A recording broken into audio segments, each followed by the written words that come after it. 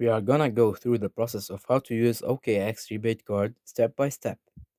First thing first, you need to open the OKX app on your device.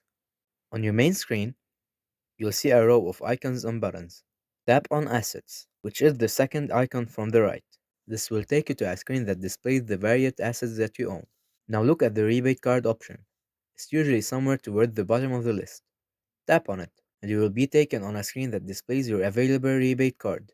Each card will have details, like its value or expiry date. Want to trade one of these cards? Tap on the card you wish to trade, and that will bring up a new screen with more details of the card. At the bottom, there is a trade button. Tap on this, and you'll be taken to a trading screen. Here is where you will choose who to trade with. You can either manually input a user's ID or choose from a list of suggested users.